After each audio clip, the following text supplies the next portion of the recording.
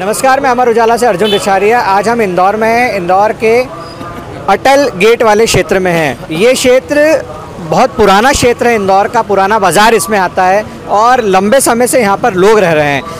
यहाँ पर लगभग इंदौर में 23 सड़कों को मास्टर प्लान में लिया गया है, जिसमें अतिक्रमण भी हटाए जा रहे हैं, कई पुराने बाज़ार भी हट रहे हैं, दुकानें भी हट रही हैं और रहवासी क्षेत्र भी हटाए जा रहे हैं। हम जिस सड़क पे खड़े हैं, ये सड़क अटल गेट से लेकर जंजीरवाला चौराहे तक चौड़ीकरण का प्रस्ताव है। लगभग 60 फीट ये रोड जाने वाली है, जिसमें बड़ी संख्या में यहाँ पर दुकानें भी जाएंगी। यहाँ पे स्थानीय रहवासियों का कहना है कि ये जिस भी घरों में रह रहे हैं, दुकानों में रह रहे हैं, पूरी तरह से वैध है, लीगल है, सभी की रजिस्ट्री है। आज इनसे हम जानते हैं कि ये किस तरह से जनप्रतिनिधियों से बात कर रहे हैं और इनका क्या विचार है। आपका अमर उजाला में स्वागत है।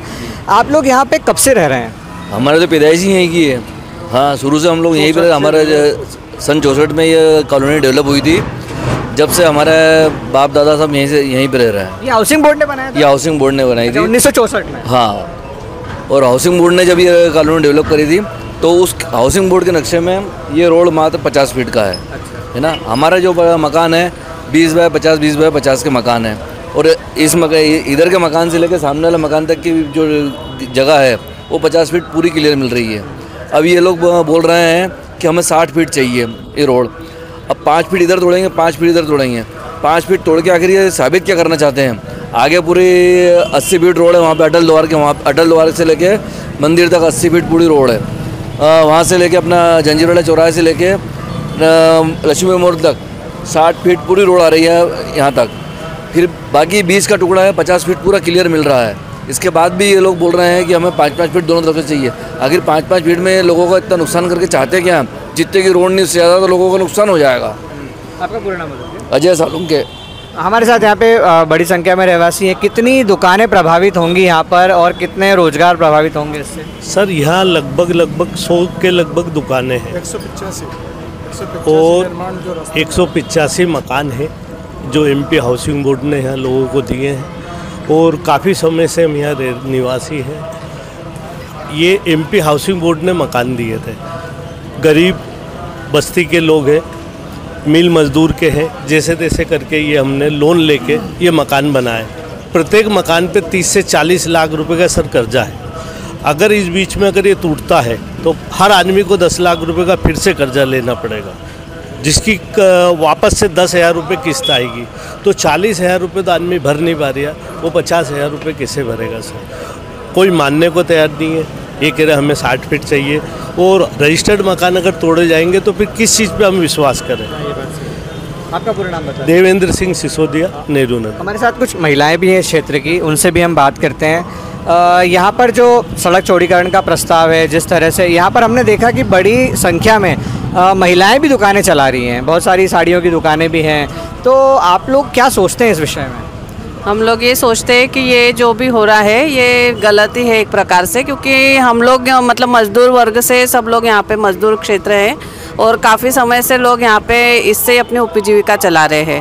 और अगर ये होता है तो विकास तो होना अच्छी बात है, पर विकास के साथ विनाश भी हो रहा है। ये हम लोगों की सोच बन रही है, क्योंकि काफ़ी चौड़ी रोड होने के बाद में घरों को नुकसान पहुँचा के हम लोग कहाँ से ये सब चीज़ें लोन पे सब घर चल रहे हैं आज की तारीख में।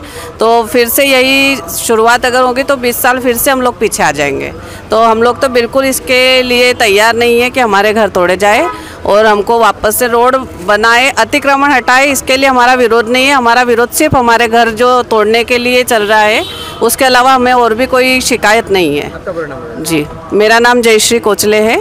अच्छा, यहाँ पर जैसे कुछ दुकानें या ठेले या कुछ आगे भी जो है, तो कुछ अतिक्रमण भी है, आपको लगता है? अतिक्रमण जैसे जब भी उसके बारे में बात करी जाती है तो ये बोला जाता है कि अस्थायी अतिक्रमण है। ठीक है, हम लोग कई बार इसकी कंप्लेंट भी करते हैं, गाड़ियाँ आती है लेकिन 4 दिन बाद वापस चले जाते हैं।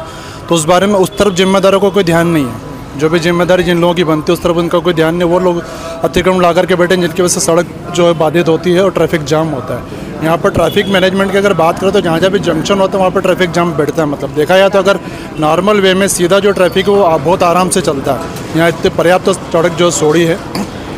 दूसरा, कुछ दिनों पहले भी माला मिल का जो पुल बन रहा था तब यहाँ पर ट्रैफिक का कुछ दबाव था। पुल बनने के बाद यहाँ पर ट्रैफिक का दबाव ऑलरेडी बहुत कम है। ये मुख्य मार्ग नहीं, वैकल्पिक मार्ग है। इनसे 3-4 पीढ़ियाँ जुड़ी हुई है। हमारे बाप दादा ने कैसे कोशिश करके लिया, हम लोगों ने रह करके इसको बनाया।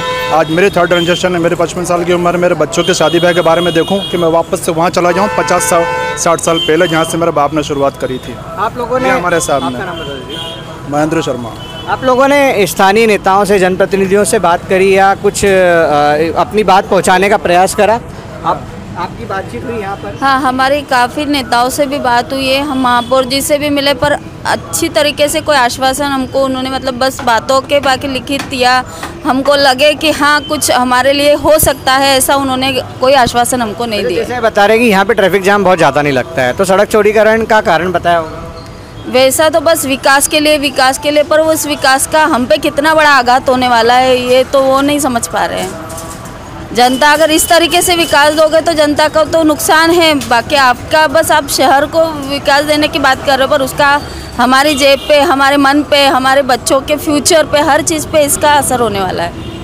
अच्छा, ये भी बताया गया अभी जब आप लोगों की बातचीत हुई, बैठकें हुई हैं, तो इसमें बताया गया कि यहाँ से लेकर लक्ष्मीबाई तक की रोड बनाई जाएगी, उसके आगे की रोड नहीं बनाई जाएगी, ऐसी भी कुछ बातचीत हुई क्या? ऐसा उन्होंने कुछ भी हमको क्लियर नहीं किया है, जो भी है वो बस हाँ हो जाएगा, आप निश्चिंत रहे, ऐसा कुछ नहीं होगा, डर का माहौल होगा, हाँ जो होगा आपके विकास के लिए होगा, आपके लिए होगा, बस ठोस ऐसा कोई आश्वासन उन्होंने हमको दिया नहीं कि जनता संतुष्ट हो।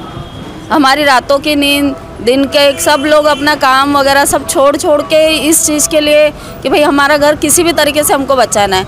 आप भी यहाँ आके देख रहे हो कि इतना भी ट्रैफिक नहीं कि जिसकी वजह से हमारे घर ही तोड़े जाए। पूरी तरह से वैध घर है, पूरी तरह से लीगल है, सारे पेपर्स हमारे पुरुष वर्ग जाके जमा करके आए हैं, इसके बावजूद भी हम लोग इस डर में रह रहे जैसे हम चौल में रह रहे या झोपड़ों में रह रहे या किसी अवैध जगह पे रह रहे हो। आपका पूरा नाम बता दीजिए। सीमा सालुंके।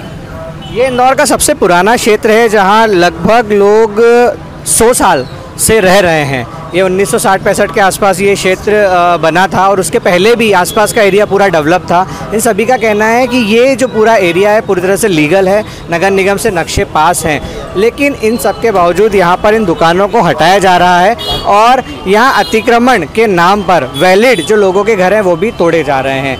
मैं अमर उजाला से अर्जुन रिछारिया।